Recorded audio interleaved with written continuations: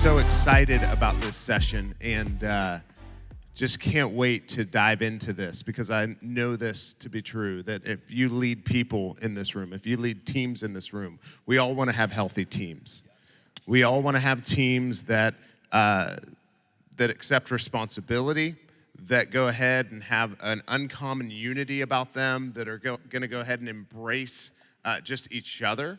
And you want trust on your teams. We all want teams that are full of all of those things. And so we're going to talk a little bit about that. We're going to talk a little bit about building leaders, building people. But I have with me today Pastor Joseph Kellogg and Pastor Brad Straarup. And why don't you do this? Why don't you tell a little bit about yourselves and what you do, and just introduce yourself a little bit.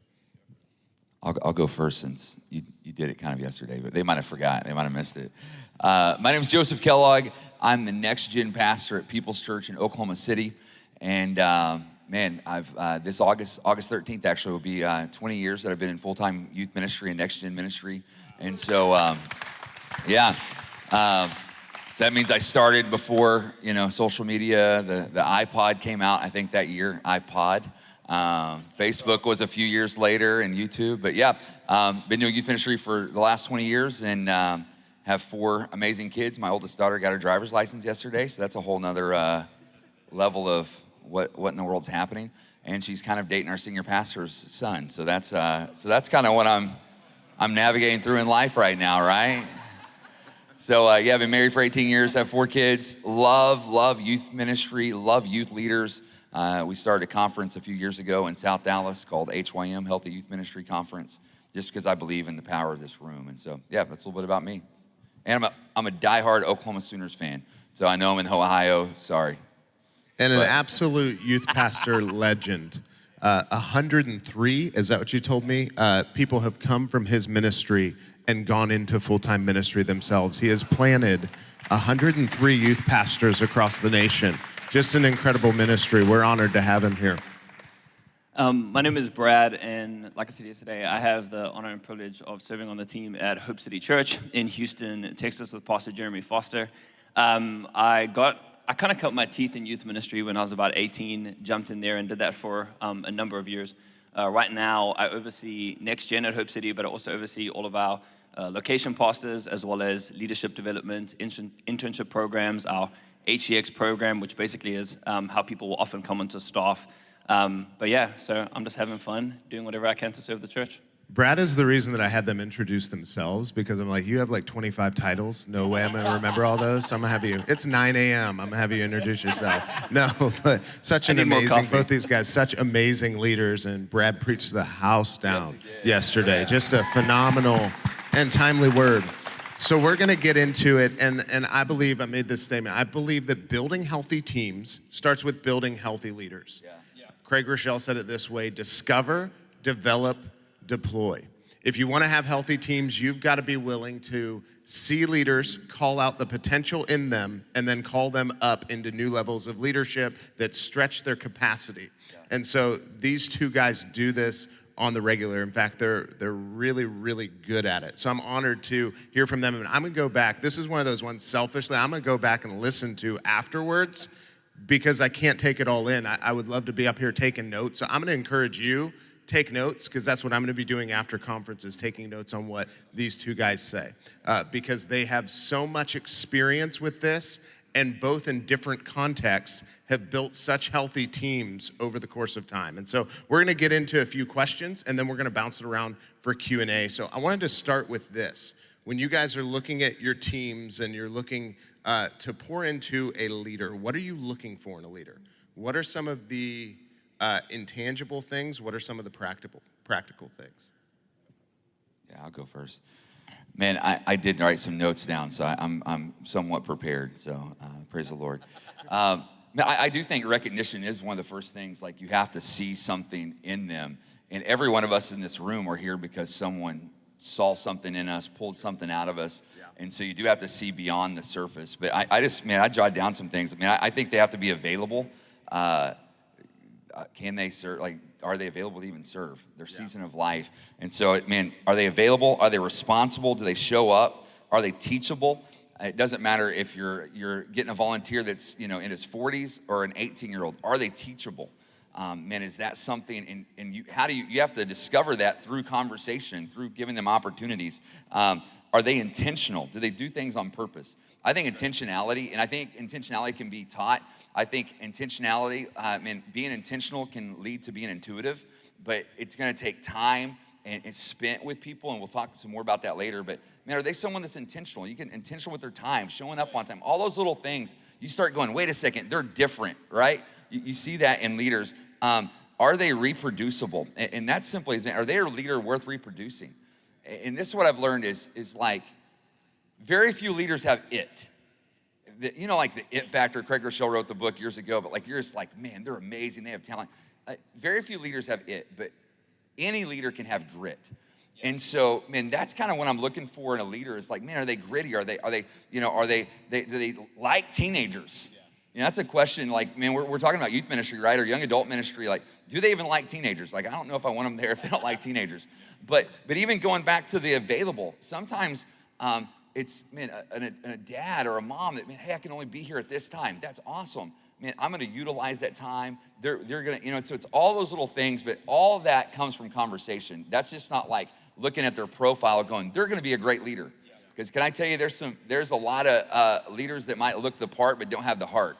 And so you can, you have to spend some time with them there. So those are just some few things, rapid fire. But man, are they responsible? Are they teachable? Are they intentional? Are they available? Are they reproducible? Is this a leader that you want your kids to live like process that? You just don't want warm bodies, because they're spending time with students, and in that means students are going to look like that leader. So it's a leader that can be reproduced. So.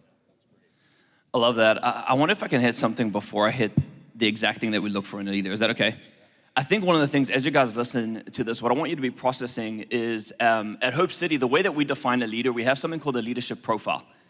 And it's basically a list of things that we look for whenever we find a leader. My encouragement to you is this: as you hear that list, that's phenomenal.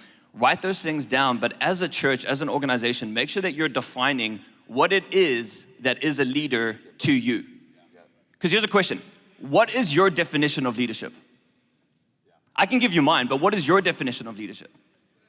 And how did you find that definition of leadership? I think if we're honest, what we'll find is that often the way that we define a leader is a mixture of things. Maybe it's leadership traits you found in the Bible. Maybe it's a John Maxwell book. Amen. Yeah. But for some of you, the way that you define leadership, it's actually based on past experience. Yeah. The good leaders that you've had, the bad leaders that you've had, all of that has defined what you think a leader is. So if I were to come up to you today and I said, okay, everyone, I need you to go find a student that has the potential to be a leader. Yep. Ready, set, go. All of you guys will go, and how many of you would agree that you will come here with very different leaders? Because it's all based on how you define it. It's almost like giving you a gun from Texas, giving you a gun and saying, okay guys, we're going hunting. There's the woods, let's go. And you'll come back and someone has a rabbit, and someone has a deer, and someone has something. I never told you what we're hunting for. If you don't have a target for what you define as a leader, you will never have consistency and you'll never have unity.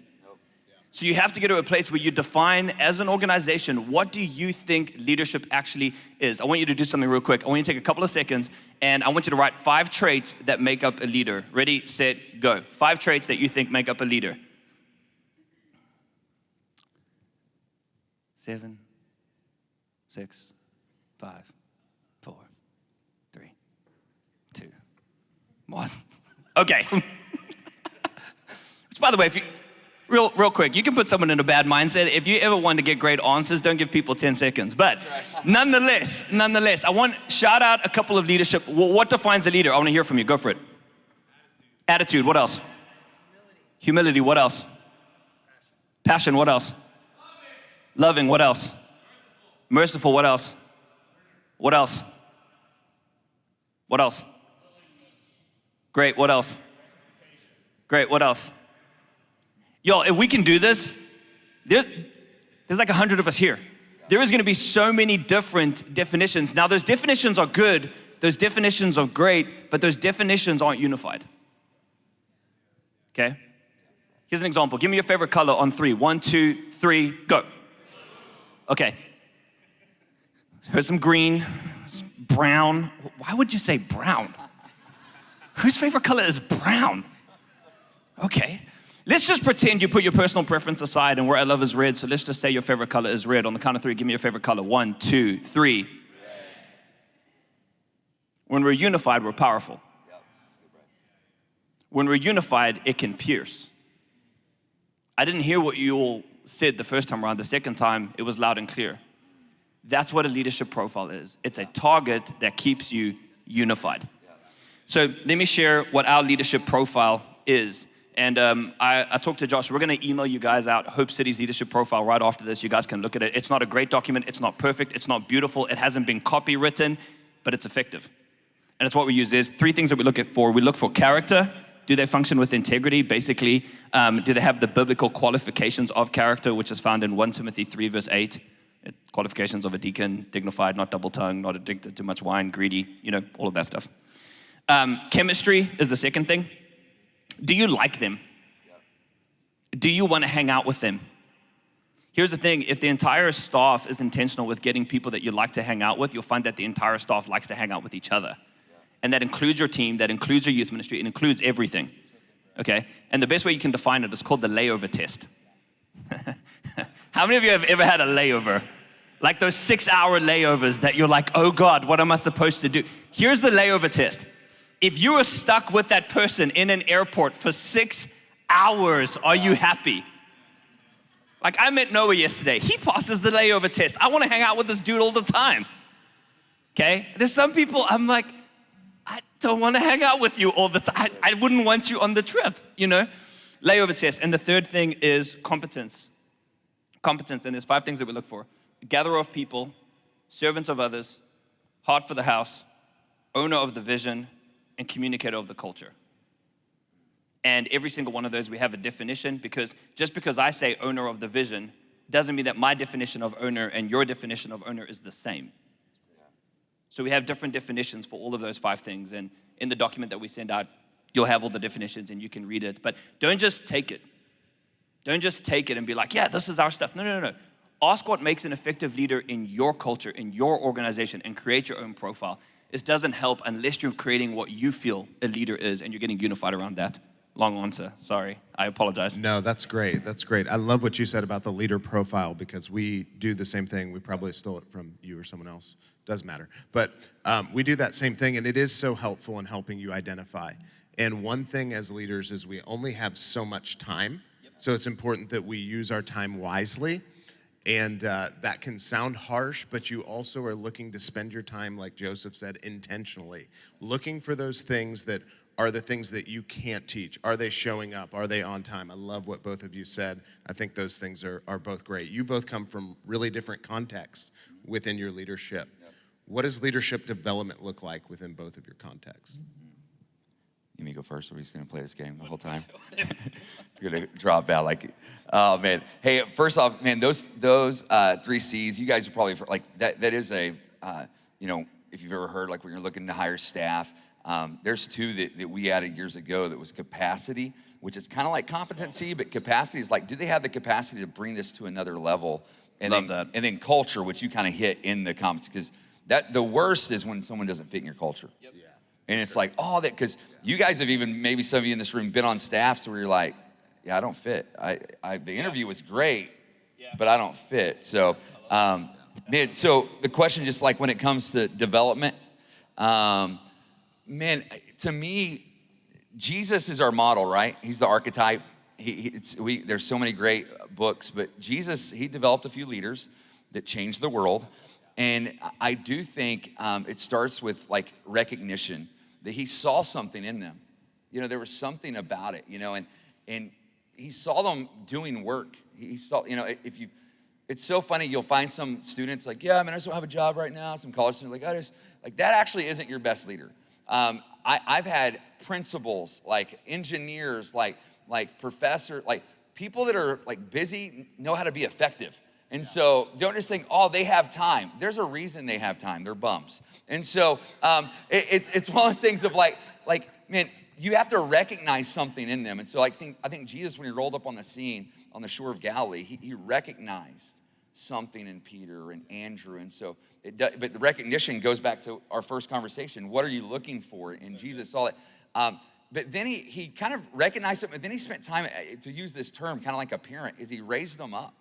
Like he spent time, 3 years, like Pastor Jesus, because, that's what we'd call him as a youth pastor, because, back in the day, it was like brother last name, or, but the youth pastor, they went by the first name. But now, the new world we live in, pastors go by their first name, it's crazy. But so Pastor Jesus, he was like a great youth pastor. You guys know, like a lot of these dudes that he rolled with were younger, and dude, they like went mountain climbing together. They like hung out at campfires. They went to Love is Red. They got kicked out of places. Like if you really look at the story in the Gospels, like these dudes had some fun times. Yeah. But it was in that life on life that he raised them up. And like to me, there's practical ways that we've done this over the years in developing. It's like, man, every Thursday morning, I'd have our team over, all of our interns, every Thursday morning for Heart and Soul at my house. Right. And it was celebration, coffee, cereal, and coaching. 4 C's, right there. And so, and literally, it was just time. And so it's all that time spent. Then we started doing Brenners, like breakfast for dinner. And there's systematic ways you can do the raising up. Yeah. But as a parent, there's that life on life aspect. You're gonna keep hearing me say this. The relationships and the leaders I've built wasn't in a program. It was in a car ride. It was the time together. And in the same way that I'm raising my own children up, if you want to release, so I'm gonna give you like 4 R's, like recognize, raise up, release out, and repeat. That's to me how you develop leaders. And we see it in scripture. That's what Jesus did. And the repeat thing is like, man, keep it up. Because leaders will lead. If you're doing a great job, you're releasing leaders. So that is a number, and it is a weird number. But I have their names and where they're at, and that's the ones that I can know. Because there's sometimes that people leave your ministry and you never know. But in 20 years, 103 former students and interns that are around the world in ministry. And if you look back on it, it's the time spent with them. And I didn't hold on to them. Like open-handedness, because the worst thing for young leaders in this room when they feel guilty, and some of you have been in organizations where you feel guilty for going, man, I feel like God's telling me. They're like, no, you need to stay here, because that's someone trying to get you to serve their vision.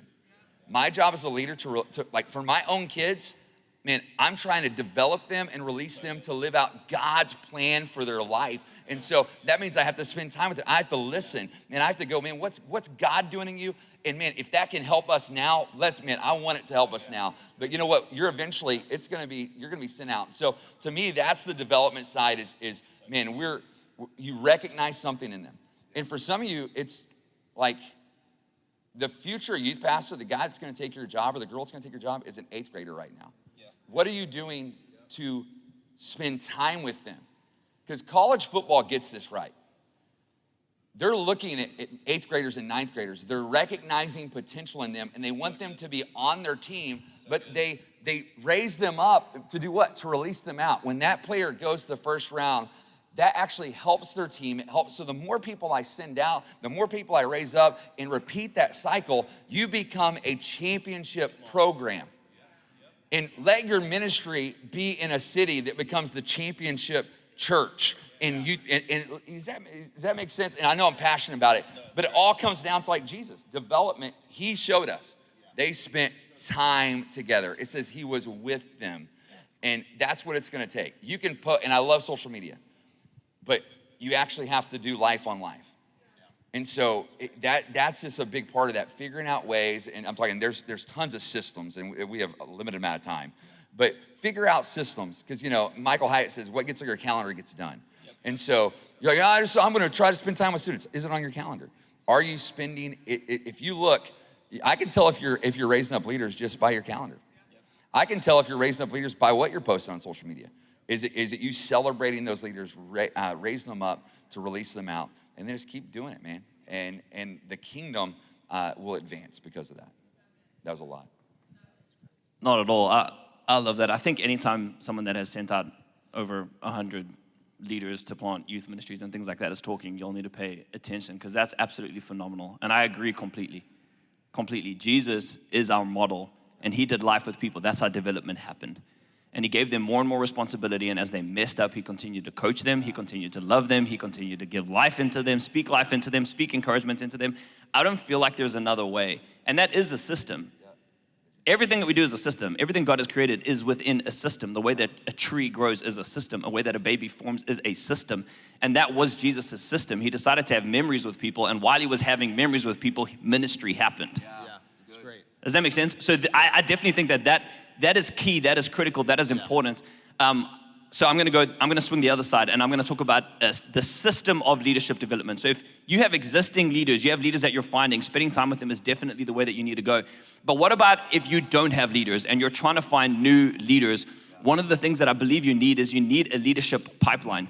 You need a leadership pipeline. Now, what is a pipeline? A pipeline is something has an input, there's a process, and has an output. So insert person into pipeline, they go through the pipeline, and they come out with leadership, okay?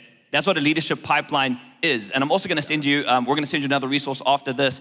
I could have sent you Hope City's leadership pipeline. It's like 30 pages, but to be honest with you, we just ripped it off someone else. I used to work for a company called Focus for 12, and we created a leadership pipeline resource. So I'm just gonna send you exactly that. Take it, put your logo on it, change it, and build it. That's what you need to be able to do. But there's a couple of components of a leadership pipeline. And the first thing is this, is identification. You need to be able to identify a leader. Either they're a potential leader, I think this person has leadership, or they're an existing leader. They're not leading in your church, they're leading elsewhere. Okay? And you use your leadership profile to be able to identify. Once you've identified, the second thing you need to do is you need to investigate, okay? Make them fill out a leadership application of some kind. Sit down with them, interview them. This is if you want someone to jump into, whether it's staff or whether it's a director role or a coordinator role or a team leader role or a group leader role. The third thing is integration. What is integration? It's training. Whether it's a team, whether it's a group, whether it's something in your student ministry, you have to train them for what you're calling them to do. If they're stepping into staff, you need to train them for your culture. You need to train them for the way that you do things. The fourth thing is installation. You need to install them into the role. You need to give them authority. You need to be able to give them responsibility. And the fifth thing is investment. Now, how do you invest in people? Well, one of the things that you can do if someone steps into a leadership role is you can give them what is called a 3x3. What is that? 3 goals in 3 months. That's great. 3 goals in 3 months. And you continually have one-on-ones with them. You continue to develop them and push them into what they have. Now, you might say, okay, wait, so you have this leadership pipeline. It's these 5 steps. What about if you're looking for a campus pastor? That. What about if you're looking for a dream teamer? That. What about if you're looking for a coordinator? That. What if you're looking for a director? That. It's the same steps, but different intensity. Yeah. It's the same steps, but different. It's the same thing with the leadership profile. Yeah. What do I look for a group leader? That. Brad, what's your leadership profile for a campus pastor? That. What about a youth pastor? That. But I expect the character of a campus pastor to be much higher than I would expect the character of maybe a dream teamer. Does that make sense? There are different levels of intensity. So if you want to join a volunteer team, sick. We may just do one interview. We may talk to you if you're going to be a leader. But if you're going to join our staff, that interview is 4 months long. And it's intense. And it's 36 hours of curriculum. It's the same thing, but at different intensities. So yes, absolutely, we need to be spending time with people. We need to be able to do that. But you also need to systematize your development. You need to have a development culture, and that doesn't happen in the lack of a system. So the main way that we develop is we use a leadership pipeline. Yeah, I love what both of you said, because you mentioned coaching and you mentioned college football, and that's what this is. You mentioned regular meetups, making sure that you're meeting regularly, that you're having coaching conversations. How do you guys guard against, because we all have pastors' hearts, how do you guys guard against wanting it more for somebody than they want it for themselves when you see that potential? You can lead a horse to water, but you can't make them drink. I don't know if there's a great answer to that. Because people are motivated. Everyone's motivated. Oh, I'm not motivated. No, you're motivated. It's like, you're just not motivated to show up on time. No, you're motivated. It's not that you're not motivated to show up on time, you're just motivated to sleep in. You're motivated. Either way, you're motivated. You're motivated to watch Netflix until 4 a.m. That's what you're motivated to do. Everyone's motivated. But I don't know if I can always motivate you in the right direction. And I know that that's kind of hard, but I think there's times where where if there is somewhere I'm like, there is so much potential inside of you, and I'm gonna call it out, and I'm gonna call it out, I'm gonna call it out, I'm gonna call it out, I'm gonna call it out. And there comes a point where I'm gonna have a conversation with someone. I'm gonna say, hey, I truly see so much in you, but I need you to understand something. I'm not gonna make your decisions for you. I'm not gonna make your decisions for you. And if you wanna get on board, I truly believe God wants to do this in your life, but I can't want it more than you do. I can't want it more than you do. And sometimes what you're gonna find is an honest conversation like that is gonna wake someone up more than you trying to spoon feed them. You don't have the time to spoon feed hundreds of people. I would rather take a drop of gas and put it into someone that's gonna take it 100 miles than a drop of gas into someone that's gonna take it 10 feet. And I know that might sound harsh, and I know that might sound unloving. I'm gonna love you, but my time is not unlimited. So I'm gonna use that time to develop people who want to be here. Jesus didn't have to motivate the 12. They were already busy. They were already leaders. They were already movers. They were already shakers. So he was able to spend his time developing them, not trying to motivate them. I love that. Man, that's a great question. And it's real, right? You guys have experienced that where you're like, this guy's awesome, and they're not getting it, you know? And so, man, I think you're right. The worst is, you know, we use the word ROI. The worst is when your heart's right, you invest, and then they walk away. Yeah. And God's gonna honor your heart, and sometimes those students come back. But I think the craziness that I see in youth ministry, church world is this: there's so many people that just aren't really called. Yeah. They like the idea of ministry because now we have these, and it looks really cool, and they see the stages, they see the lights, they see the blue check marks, like this is really awesome, and they never have had that wrestle. They've never had that holy, you know, moment and that moment with God. And I think trying to figure out ways to cultivate that and get to the root of that in those conversations, because if they're truly not called, man, you're just gonna constantly be frustrated. Yep. And because they haven't fully surrendered to because when they hit an obstacle, they run. Yep. And so I think there's that, again, it goes on that life on life, and you create these systems, and man, like the systems are designed to kind of not weed people out, but really it's gonna strengthen people or people's gonna bounce. Yeah. But if you don't have those systems, and then I think that transparency and honesty, all of us, like when you really get coached hard, like for me, dude, coach me. I heard this statement, you know, Reggie Wayne, man, unbelievable wide receiver, and they were asking him this interview, like, man, why and how you're so good? And he's like, every year I come into camp and I tell the coach me like a rookie. And that's, man, 20 years, dude, I still have that approach, man. I'm still learning, I'm still growing. Wow. Coach me like a rookie. And you can see that teachability. And so, man, invest in that. But we also see with Jesus, with the rich young ruler, like, dude, this guy had to be influential. He had to be, and he's like, hey, but this is what you got to do, and the guy pieced out on him. So just know that you're not going to bat 1,000 in this thing, but at least live in a place where you walk away and go, I gave them the opportunity. And sometimes those guys will come back, or those ladies that come back and go, you know what, hey, I'm ready, but at least they knew the standard in that conversation. Because when you start lowering the standard, the ministry begins to lower. And that's the standard in character, the standard in excellence, the standard. And so when you start lowering that standard, you know, like it hurts your ministry. And then ultimately, we're talking about teenagers. Because you lowered the standard, because that leader was sharp. You know what's crazy is most of the leaders that have kind of blown it for me are the guys that were really great on stage. They're the ones with the most talent. And sometimes you found yourself going, man, they're so good on stage. And you sometimes will lower some of the standard unintentionally. And then next thing you have to do, you have to set them down and remove them. You're like, dang. And it's like, man, dude, sacrifice that for what God's gonna do, because the damage in those kids' lives is way more like important. Man, have those conversations. Yeah, absolutely. That's so good. I'd write this down, that charisma is never enough. Nope. There's a lot of people that have all the charisma in the world, but if their character can't match up to their charisma, you hate to say it, but they're never gonna have longevity in whatever it is they're doing or whatever it is you're trying to build. And so I think what you said, Joseph, is amazing, because the key to longevity is coachability.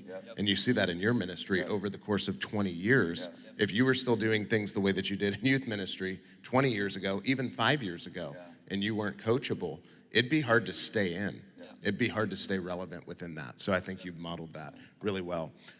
How do you guys manage, let's go to the more happy side of leadership, now that I've made the room somber. How do you guys manage the tension of when you're delegating responsibility to also give authority with that and to take your hands off as opposed to putting your hands back on, micromanaging? I ask this question because we want environments of excellence, and both of you come from ministries where excellence, I've seen the excellence of your ministries. How do you manage that tension? I think from micromanaging, you need to think why, not how. Think why, not how. Here's what I mean by that. I think a lot of leaders, the reason you're micromanaging is because you're so stuck in how. Okay? Think about this. When how goes down, why comes up. Okay? Hey, I need you to do this, and I need you to do this, and this. What's the first question? Why? Hey, kid, I need to go clean your room. Why? When the how goes down, the why goes up. But you need to be able to flip it, because when the why goes down, the how comes up. So you need to be able to say, hey, this is why we're doing this. This is why this is important, because we have people to reach, and these are the things that we need, and this is why we're doing it. You tell me how you think we're gonna get there. So you need to think why, not how. Here's another way of saying it. Think result. Leaders think in results. Yeah. Stephen Covey says, start with the end in mind. Think result, okay? Here's an example. So let's say we're gonna go to New York, and I'm like, Noah, I need you to go to New York. I need you to be there by next weekend. You have $500 to do it. Go for it. I gave him a result. Do you agree with me? Yeah. Okay? And Noah's like, can I take a boat? And it's like, if you're in budget and you get, I don't care. Can I take a bicycle? Can I take a car? Can I take a plane? I don't care how you get there, as long as you get there at the time that you need to, within the budget that you need to. You see, but the challenge is with so many leaders, we don't say, there's New York, I need you to go, here's your budget. We're like, okay, Noah, I need you to get into a car. I need you to go right outside this parking lot. There's this weird stone thing that you need to kind of avoid. And then I need you to get onto the highway. You need to take a right. Write this down. Are you writing it down? Take it right. And you need, the speed limit is 50. So I need you to make sure that you don't get a ticket. If you do get a ticket though, there is a, that's what we do. That's called micromanaging. Yeah. And it's so frustrating. Do not micromanage, think results. That's what you are as a leader. You're a visionary. You're a result-driven person. So think why, not how. I think another thing that's helpful when it comes to delegating and it comes to giving authority is you need to have levels of delegation. I did not invent this up. If you watch Andy Stanley's leadership podcast, he talked about it. I think most people haven't heard it, and you need to hear it. You need to have levels of delegation. This is what Andy Stanley says. Number one, investigation. So you say to someone, hey, I need you to go investigate this. I need you to go discover and let me know what you find. That is level one. Level two is informed progress.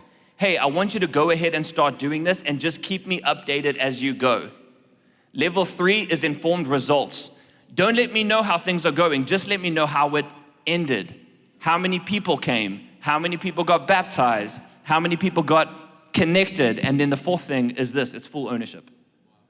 It's, I don't need to know anything. Okay, you guys, if you lead a youth ministry, I'm pretty sure your lead pastor isn't coming up to you saying, was safety okay this weekend? What is that? It's full ownership. He's given you full ownership over that area, but maybe there's other areas that he wants informed results. Does that make sense? So you need to define what it is and have some language in your culture where you can say to someone, hey, this is a level 3. That will help you not micromanage. And it will help set the right levels of expectations that they're not trying to run into something that you needed to actually approve, and now they're running with something because you didn't have right language around delegation. Man, that was good. Now you know the why, so you can do the how. Come on. Man, it's, you know, you use the language of like hands-on, hands in, hands off. I think there's kind of 3 levels of, there's a season where you're hands-on. Even as Brad was breaking that down, it's not like you're just like, all right, just go. You have conversations. You're building that level of trust because, again, lives are on the line. Like your credibility in your community is on the line. So you're just not going to have some young leader like, you're awesome, man. Just cool. That sounds like a great event. Like we're going to have roller coasters, we're gonna have go-kart. Like, have you ever been in a room with college students and really start dreaming and you're like going, that's the dumbest idea I've ever heard in my life. We can't do that. Like, we're all gonna get sued. And so you have to have some level, and so they have to have that reps, those repetitions. So it's like hands-on, hands in, hands off. This is what I've learned about youth ministry is that, and use the word tension, because it is a tension. If you stay hands-on too long, like great leaders are gonna leave. That's that micromanaging. Yep. If you go hands-off too early, you can get yourself in a lot of trouble. So good. And there is that balance. And what I've learned is going from hands-off to hands-on, and skipping hands in is like pushing. So if I'm like, hey man, I'm hanging out, but if I go hands-on, and how many times have we pushed leaders? And I don't know, I've had to, have you ever had to apologize to some leaders before? Extreme ownership. I've had to like say, I'm sorry, like, I didn't physically push you, but that was pretty intense. Because I had a moment, I did a camp a few years ago. We had a new team, because this is the thing. Anytime you have a new leader or a new initiative, it's an infancy state. Yep. Any parent in this room, what's the level of accountability when you have an infant? You're like checking to see if they're breathing. You're like you're weirding out at night. Like I'm talking, you have seriously. And then even as they get like 1 year old and it gets quiet, you're like, and then they get 2 or 3, if it's quiet's not good, because they're like, they're messing with something. And so, but the level of my accountability to my 16-year-old, to my 4-year-old is massive. It's a big difference. Yeah. And so the thing is anytime there's a new leader, there needs to be higher levels of maybe hands-on, not micromanagement, but you need to kind of, man, let's figure out this leader, let's help them. But eventually you have to move them to that place. And what's dangerous is when you get a new leader, if you've been in ministry for a while, your system's solid. You get a new leader and you don't go through the same training that you did 5 years ago with some leaders, and you start realizing, man, our culture's starting to drift. Yep. Because you're like, oh man, I'm empowering them. Woo. And so there is that dichotomy, that balance there that is really hard. And it is an art, it's learning, because different leaders demand. But something I learned, I've worked with some amazing creative leaders, and I love creatives. But someone like me who is more system and structure, sometimes I can box creatives and we miss the God idea, the great idea. Because I'm like, this is what we're gonna do. And I come in so much with okay, here's camp. And I come in as the leader because I'm prepared. And I'm like, camp, ba, ba, ba, ba, ba. They're like, cool, awesome. So I guess we're gonna run that play. And I never give the opportunity to go, hey, camp, what do you guys think? And I had to learn a few creative leaders that I have that are uber creative. I had to come in and go, hey man, so we're gonna do camp. We don't want anybody to die. It's gonna be awesome. So let's start with some of your ideas. And then I had the ability to take that and move it into kind of the structure. And so it is truly a dichotomy. It's a balance, and each leader demands different levels. But all of us, this was crazy, just lead people the way you want to be led. None of us, I've worked for a pastor that was, my first pastor I ever worked for was super micromanaging. And I just felt like I couldn't lead. God stuff in me, I was frustrated. And some of your leaders that are under you are they feel the same way. And so lead the way you want to be led. And I also think, man, own it. The culture you have is on you. Extreme ownership. It's one of my favorite books. I love everything that Jocko's done. If you've ever Jocko, there we were on there. They're great audio books, by the way. It's like a Navy SEAL if you've never. But this book, Extreme Ownership, and he tells this story that there's no such thing as bad teams, only a bad leader. So your team, you've led them there, and so if no one has the liberty to lead, you led them there. So own it, and it stinks to own it, but after you own it, you can change it. And so, man, I think everything that Brad said, he gave those kind, man, I'm right there with you. You need to have a system. There's some things that you need to give some organizational structure to, but sometimes we miss the greatness because we went too hands-on for too long, and great leaders leave. Yeah. I love what you said, Joseph, about when you have a team meeting, taking ideas, not just coming with, hey, here's the play. Yeah. And I think that comes with being a secure leader. I think a lot of times, at least for me, when I started out, I felt this need, I have to have it all figured out. Yep. I have to have the game plan because I have to prove myself and my competence. And what I found was I shut down the potential in the room. So good. And I was the lid. So good. The lid to your ministry may not be what you think it is. It might be you. Yeah. And that's a tough thing to look at in the mirror and be like, it's me. But the quicker you deal with that the fact that you're the lid to your ministry potential, and you realize everything that you have around you, God's placed there to help bring about the potential that he's called your ministry to, it changes everything, because you don't come in like, oh man, I have to prove and I have to have the plan. You come in knowing there's something that each one of us have that we bring to the table, and I'm gonna actually talk last because I know that God placed something in you too, especially those people who are bought into the vision. If they're fully bought in, man, way in, it's just gonna lead to even more buy-in. So such a huge thing. I was gonna say, the word that we use in the church world in business is collaboration. Collaboration's messy, right? And but you walk away with the best idea. Yeah. And so I think if you create, like you come in and go, hey, camp, guys, this is why we do camp. Or Love is Red, we do it, man, because we believe that it changes people's lives. Man, but what are some God ideas? What are some ideas that, man, and then you allow, so you give them the why, and then let's collaborate on the how. And then it becomes, we all know, when it's your idea, you own it at a different level instead of just owning someone else's idea. But I could tell you 20 years, I can tell you that we use the word lid, where you hit like, man, I don't understand why we're growing. You literally ask yourself, oh no, we're doing stuff, we're just not growing. And I was the lid every time. I had a friend that I was talking to him, Dan Leanne, who's like gospel ninja, this unbelievable dude. And I'm talking to him and I said, man, I think I'm the lid. And he said, do you really think you're the lid? And I'm like, you know when people ask you a question, you're like, no, maybe I'm not. And he says, no, you're the lid. I'm like, you need a friend like that, right? And so that night he was speaking, this girl comes to the room and goes, hey, Pastor Joseph, can I tweet this? Like on our account. And she walked out and I was like, I'm the lid. There it is. Like she didn't feel empowered to send a tweet for the love. And so, but it's like those moments that you start realizing, because I care. I mean, you should be the most passionate. Yeah. But it's like figuring out, man, how do I continue? Dude, early on, I would like walk people through. This is why we set chairs up straight. Like this. And so, you have to train some students, but then you also have to get out of the way and let them lead. And that's where the greatness is formed. Yeah, absolutely. And that's so true to life. And being here at conference where all of you, you've experienced everything that goes on. None of the ideas that happen at conference are mine. Like I come in and I cast vision for what we're doing. And we have an amazing team here that they come up with all of the ideas for everything in the areas that God's gifted them in. God's gifted me to lead and cast vision, but I didn't recognize that for years, and I was a lid, and I'm just now learning over the past couple years, probably 2 or 3 years, hey, if I want to see this conference really do what it needs to do, if I want to see our church really go where we need to go, I've got to stop that. Like, I've got to control that need in me to feel validated by, oh yeah, that was my idea. It's leading with humility. The same thing that you want to look for in somebody to develop, we have to embody ourselves. So it's such a huge thing. What practical tips would you guys give real quickly to developing a leadership culture? Because we've talked a lot about developing the individual leaders. We say it this way, you've got to have it right now and a 6 months from now. What does that look like in your context? I think in terms of developing culture in general, culture is what you create or allow, celebrate or correct. Yeah. Culture is what you create or allow, celebrate or correct. So creating culture is teaching, it's giving vision, it's you're creating it. Hey guys, I want us to be an organization, I want us to be a youth ministry that does X. That's creating culture. Allowing culture is when you're in the meeting and that one person says something that's against your culture and you say nothing. Yep. You're right.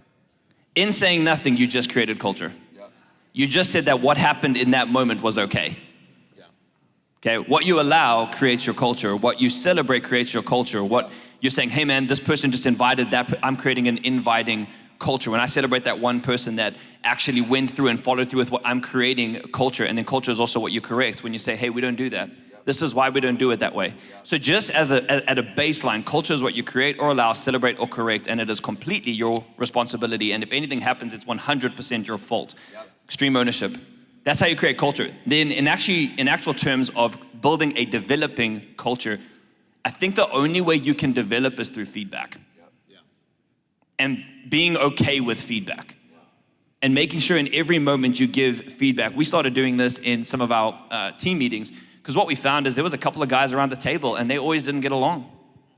Shocker.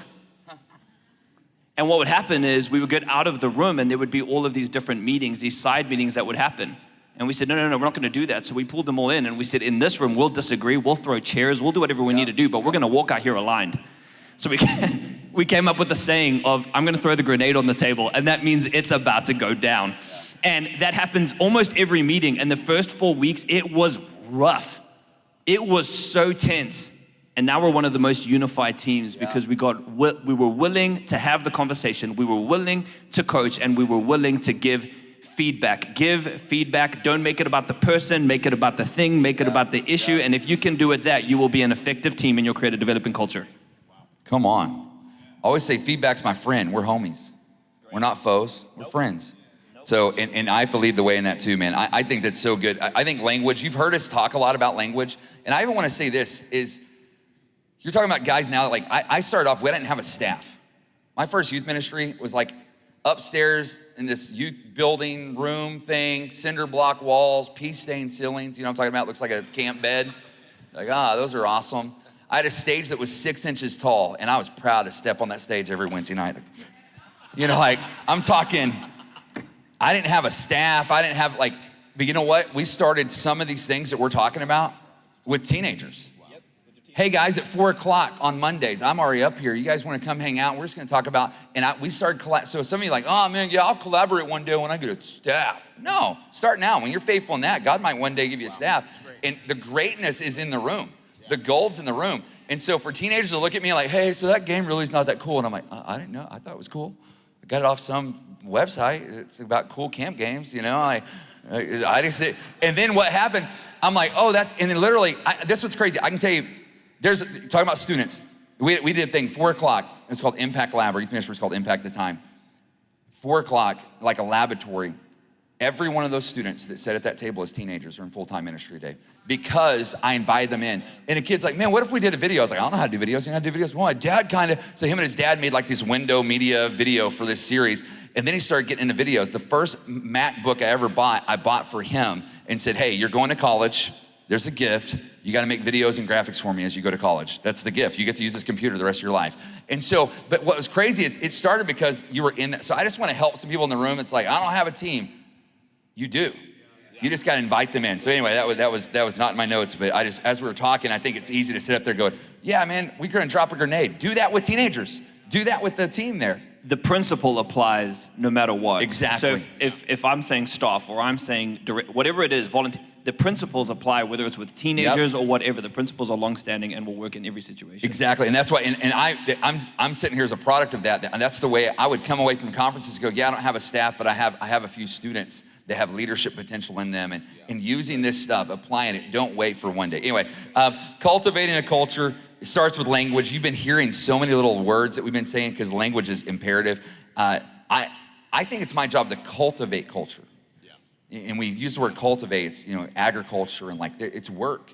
And so even when I came into People's Church, my first meeting with my guys, I literally said, guys, we will be a culture. Now again, you need to have first the same culture as your church. Yeah.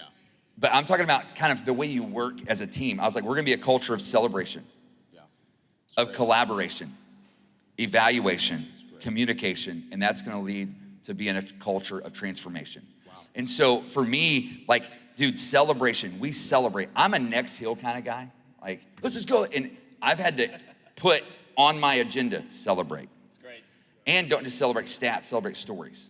Yeah. And right now, I'm just letting you know with my team, I'm trying to cultivate stories. So strong. Like, yeah, we had this many kids say, cool, tell me a story. Like, man, God, we're a part of the story. Like, man, tell me the narrative of what the life change is. Yeah. And so that cultivation. And then the biggest thing, we've read this, heard this, but I am the chief reminding officer. I am the chief, C, remind, R, O. Yeah, there you go, C, R, O. So chief reminding officer. I'm always, we've heard it, vision leaks, culture drifts.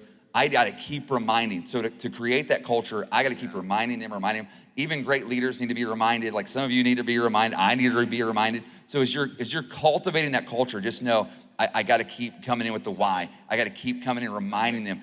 Even though they've had some great grenade moments, you're going to have moments going, hey guys, don't forget, this is why, man, we're not going to let this team become fragmented. We're going to come together. And so just as a leader, that's that ownership. Man, if the culture's drifting, it's because you let go of the steering wheel. You got to keep, man, having that. So those are some of the things. And be the lead follower, lead by example. Be willing. I had a pastor do this one time after he, early on in ministry, and he came, I was like, hey man, what'd you think? He like asked me what I thought of his sermon. I'm like, can I say what and I just remember that, Great. Yeah, it was awesome. Best message ever. Best ever. And then I have another pastor that I worked for that literally still does this to this day. If he's traveling, he's like, hey man, meet me at 6. We'll pray together. He'll preach his entire message. Before he preaches it, this dude's been doing this for years, and he'll say, give me feedback. And I'm like, bro, you're about to preach this. But he's like, I want to get better. And so to me, that makes me go, man, I want to be a lead follower. So it's okay for you to look at students, your leaders, go, man, how can I be better? Can you tell me the me I don't see? What's it like being on the other side of me in a room? And that kind of stuff, man, will help you become better so you can be more effective to see more changed lives. That is so good, so good. What would you guys say to somebody, real quick, last question. What would you guys say to somebody, because we always have to fight against, as leaders, a scarcity mentality. If we're not careful, we'll think, hey, if I'm giving opportunities and I'm elevating others and that's the culture that I'm creating, it might mean less for me. And I've noticed that some leaders, the lid is they bump into that type of mentality. What would you guys say to that? How do you fight against that yourselves? It becomes a self-fulfilling prophecy. Yeah. If you believe there's less for you, there is. Yeah. If you never want someone to step into your position because somehow that makes you feel a particular way about yourself, or somehow it makes you insecure, eventually you're going to become the person that is the lid. Eventually people are going to notice that you're the lid, and eventually you're going to get taken out of that position because you were the lid. Yeah, for sure. Someone who can replace himself will always have a job. Yeah, it's great. So if you can live like this and say, yes, God has called me to it right now, but I'm in a perpetual state of always trying to replace myself and always trying to catch up, because I just have this belief that in 4 months I'm going to be asked to do something different. And I hold everything like this. So Pastor Jeremy comes and he's like, I need you to look after locations. I'm like, that's so funny. Locations just happens to be my favorite thing. And he's like, hey, I need you to look at that is hilarious. You wouldn't believe this, but like as of like 5 seconds ago, expansion just happened to be my favorite thing. It's like, hey man, I need you to move here. That's so hilarious. That just happens to be my favorite thing. But I always have someone, it's the bus test. If I get hit by a bus tomorrow, there is someone that can take my place. I have processes, I have systems. The church won't miss me. The leaders won't miss me. We're fine. And unless you have that mentality, you will limit yourself and limit what God wants to do through you. You have to defeat that mindset. You have to come against the scarcity mindset, because it will hold you back more than anything else. That's a great question. We talked about this last night some. Yeah. Man, I think Brad said it, man, that open-handed, think about it. Jesus did it. I have a bracelet that says, what would Jesus do? Maybe a modern day version. Like, man, if Jesus did it, I'm down. Yeah. Like, Jesus left, deuces, and entrusted these guys to lead the church movement that we see today, that our model that we're looking at. And it's so funny because we're holding on so tight, and we're like, if Jesus did it, so you're better than Jesus? Yeah. Like I do think early on, I don't want to act like, man, I just let everybody else lead. But I had to learn, like, man, there's greatness in the room. I got to give them an opportunity. And something too is I celebrate obedience over opportunity. Come on. Because I've sent some guys out that are at mega churches. And then guys that are in Podunk Holler, with a group of teenagers. And dude, I'm gonna take a selfie with them and post it on my social media just like they do at the mega church, because I believe in them. I'm gonna celebrate the obedience of their life. But I do think it comes to letting go, coaching guys up. It's okay, because I used to live like I had to be there. Yep. But as you start releasing and developing these guys, it comes to like, if I leave tomorrow or the bus test, that someone's up. Like your pastor should be like, hey, who's the next whatever title you have? And you're like, oh, they're right here. And they're ready. Yeah. For me, when I was at the Oaks, I was there 9 years. I had the next guy ready, and then they would go. I'm like, oh man, if I leave, they're ready. And then we'd send them off. Oh man, bummer. But hey, next guy up. And then it happened to the point that, man, I had a guy that I'm like, I think it's time. I think it's time for me to go. And this is what's crazy. People don't know this because the dude doesn't post them as much. The youth ministries continue to just, and this is what's awesome. I talk to the guy every week. I still get to be a part of what God's doing there. I'm just not leading it. That's rewarding. Yeah. It's kind of like being a parent. Yeah. And for any grandparents in the room, that's the goal. Yeah. That's legacy. legacy is who you leave behind, not what you leave behind. And so I wanna be a legacy leader. I wanna be someone that and then I love Brad's heart. Hopefully you can hear it, that he's ultimately going, Pastor, whatever you need. And you know why Pastor Jeremy keeps going to Brad? Because he knows that I can ask him to do something else because he already has next man up. And he's like, cool, man. All right, so guys, I might have to oversee this a little bit, but you guys got it. And it's because that not just his capacity, it's his intentionality that's raised up these leaders that allows me to do more things so that our city can be impacted even in a deeper way. And somebody's like, man, I don't understand why pastor's not giving me an opportunity to do blank. And he's like, well, because you're not raising, like if he moved you, the youth ministry would go to crap, you know? Because you haven't raised anybody up. I feel like I'm not being encouraging right now. You can do it. We believe in you. Man, I really, but it goes back, I'll rewind, in the words of, let me turn back time. So for me to go back to the original conversation about showing up, I just wrote this statement down, like your shoes, your shirt, or your sermon, your leaders and students aren't gonna remember. But we spend so much time on them. They're gonna remember if you showed up. And so show up in that leader's life. Yeah, love that. Show up in that leader's life. Yeah. And you know what? There's gonna be a moment when you leave and they're gonna lead in your stead because you showed up. And so when you invest in that, man, you're gonna see a great return. So good, so good. Man, I love that. Such a great session. I hope you were taking notes throughout this because there's so many helpful things. I want to leave you with this thought. I heard somebody say this. The mark of a great ministry leader is that most of their success is someone else's. Yeah. Whenever you look and you see most of my success, I'm seeing through other people and not my own accomplishments. That's when you know you've really led well. Can we pray? Father God, I thank you for each and every leader in here. God, I thank you that you help us to lead the teams and build the teams that you've called us to build. God, give us wisdom. God, give us grace to lead people well, to call out the gifts in people and to call people up and expand their capacity to lead through development, through systems. Give us wisdom. We thank you for it in Jesus' name. Amen.